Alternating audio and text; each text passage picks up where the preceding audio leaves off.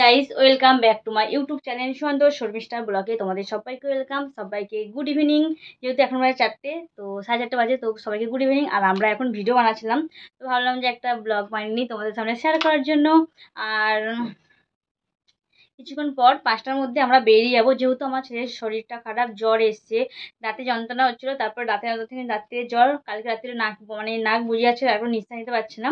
তো সকালবেলা আমি ডাক্তারকে ফোন করেছিলাম, যেহেতু আমার বাপের বাড়িতে ডাক্তারখানা নিয়ে গেলে আমার ছেলের জ্বর সর্দি কাশি সব ঠিক হয়। এখানে ডাক্তার দেখালে কিন্তু কমে না। আমরা এখানে 3-4টে ডাক্তার দেখাই, হঠাৎ যখন হয় যে জ্বর হয়েছে হঠাৎ দেখাই ঠিক হয়ে যাবে, কিন্তু কিছু হয় না গো। ওষুধটা নিয়ে এসে খাওয়াই, তো কমতেই থাকে না গো। সেদিন আমরা যখনই হয় কোনো কিছু একটু এই জ্বর সর্দি হয়, তখন আমাদেরকে ওখানে নিতে হয়। যেহেতু আমি সকালবেলা ফোন করলাম ডাক্তারকে, তো ডাক্তারও বললেন যে আমি সকালবেলা খুলবো না গো।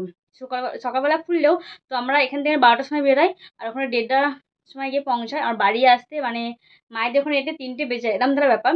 আর যেহেতু আজকে খুলিনি, আমাকে বললো বিকেল 5টা 5:30টার সময় আসবে, খুলবো।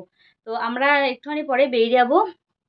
এখন বাজে তো 4:30, আধ ঘন্টার মধ্যে আমরা ব্যাগ গুছানো হয়ে গেছে। আমার ছেলেকে ড্রেস পরাবো, আর আমি চেঞ্জ করে ড্রেস পরবো, দিয়ে বেরিয়ে যাবো। আর ওখানে ডাক্তার দেখিয়ে তারপর ওখান থেকে বাড়ি থেকে আমার বোনের হাজব্যান্ড আছে, ও নিতে আসবে।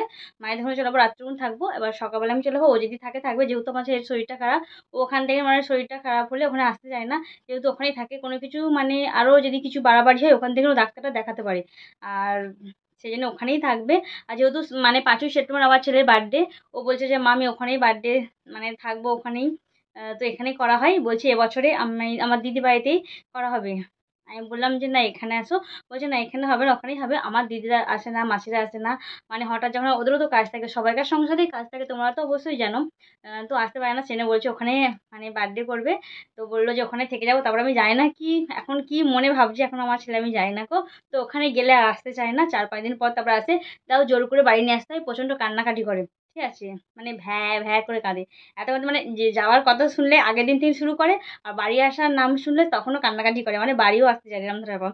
আমরা খালি মাঝে মাঝে বলি তো ওকে ওখানেই ভর্তি করে দেবো, খালি বলবে এই বছরটা আমি যাই, আর বছর ওখানেই ভর্তি হবো, ঠিক আছে। আমরা কিন্তু ভর্তি করবো না, ওকে এমনি বলা হয়। যখন রেগে যায় তখন বলি যে না ওখানেই ভর্তি করে দেবো। আর এরকম শরীর খারাপের জন্য স্কুল কামাই হচ্ছে, যেহেতু ইংলিশ মিডিয়ামে পড়ে, স্কুল কামাই হচ্ছে, প্রাইভেট কামাই হচ্ছে, যেহেতু সানডেতে আঁকতে যায়, সে আঁকাও কামাই হচ্ছে, শরীর খারাপের জন্য আমরা পাঠাতে পারছি না খুব। আর বিকেলবেলা যে পড়া, হঠাৎ হঠাৎ শরীর খারাপ হয়েছে, দাঁতে যন্ত্রণা, এই জ্বরে আসছে, এই এই হচ্ছে এরকম ধরা হয়ে যাচ্ছে কিছুদিন ধরে। আর এমনি যখন থাকে যেরকম জল ঘাটতেই থাকে, কথা তো শোনি না। তারপরে খাওয়া দাওয়া করে একটু রেস্ট নেয় না, স্কুল থেকে না আসে 3টের সময়, এসে খাওয়া দাওয়া করে 1 ঘন্টা দিয়ে হয়তো খেলতে বেরিয়ে যায়, ঠিক আছে। সব বন্ধুদের বলে না হলে আমি কখন খেলবো, আজ স্কুলে এত খেলে তাও হয় না, কখন খেলবো। তারপরে তারপরে বিকেলবেলা পড়া থাকে, আমি কখন পড়াবো, এই সব নানা রকমের বায়না।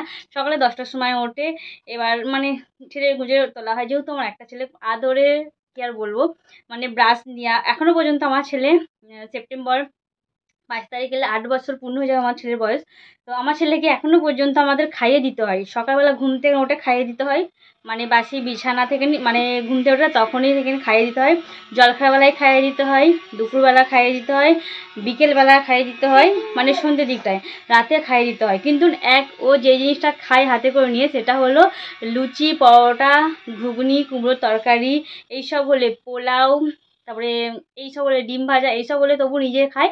তবু নিজে খায় যদি একটা জিনিস নিয়ে বসলে 1 ঘন্টা পর ওঠে, যদি ভাত দিই, সে ভাতটা 2 ঘন্টা পর উঠবে, আমার একটা ঘুম হয়ে যাবে, ঠিক আছে, এরকম ধরনের ব্যাপার। আর যেদিনকে ছুটি থাকে আমি আগে বলি যে তুই নিজে ভাত খা, আমার ভালো লাগে না, আমি ঘুম পেয়েছে। আমি যখন ঘুম থেকে উঠে দেখি, তখন যদি 10:30টায় ভাত দিই, 12:30টা পর্যন্ত ও 1:45 পর্যন্ত ভাত নিয়ে বসে থাকে, ঠিক আছে, এরকম ধরা ব্যাপার ওর। ফোন খাওয়ার থেকে বেশি ফোন থাকে। এইটুকুনি করে ভাত নিয়ে খায়, আর তার সবটা খায়, কিন্তু এইটুকুনি করে ভাত নিয়ে খায়।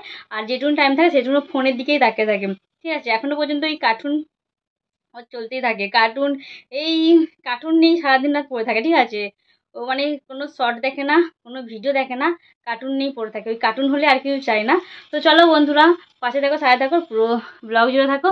আর আমি ডাক্তারখানা যাবো, যদি সময় পাই কিছু তোমাদের সাথে ভিডিও শেয়ার করবো, আর যদি সময় যদি না পাই তাহলে আর শেয়ার করতে পারবো না। যেইটুকুনি করেছি সেইটুকুনি তোমাদের সামনে পোস্ট করবো, ঠিক আছে বন্ধুরা। আর চলো, ভিডিওটা অনেকটা বড় হয়ে যাচ্ছে, বেশি বড় করলে তোমরা আবার দেখবে না। তো সবাই সবাইকার সাথে থাকো, সবাই সবাইকার পাশে থাকো, আর সবাই সবাইকে একটু সাপোর্ট করো, তাহলেই হবে।